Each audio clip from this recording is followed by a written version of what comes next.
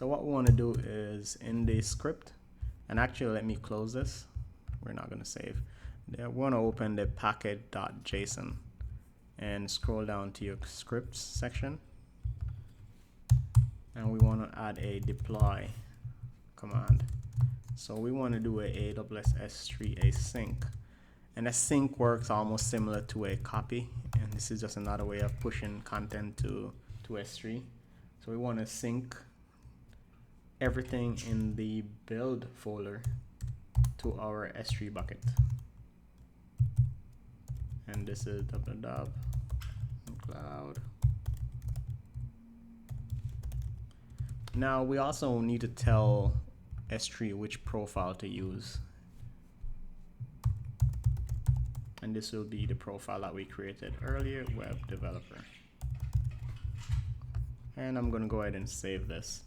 Now, let's say we want to make a change. And I think I actually, let me go back to my package.json, and this should be www. That's just my name. Oh, I named my bucket. Let me save this. And I want to go make a change. I'm going to remove this code section and put a h1 tag. And I'm going to say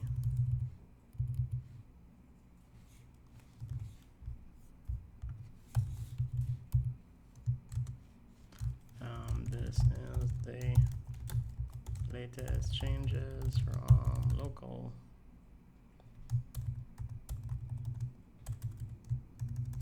And let's go ahead and save this. And we're going to build the content again so that we can push the latest build to our build folder. And that's by npm run build. If you're using Yarn, follow that command as well. Now that our site is built, we want to run a deploy. Again, npm run deploy. Again, if you're using Yarn, follow those steps for Yarn command.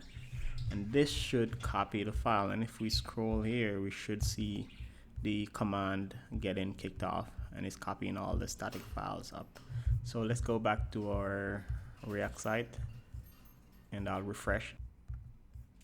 So you see this, our website is still being served up with the old content, and that's one of the behaviors of CloudFront, right? CloudFront caches your static files so it can be served up much faster.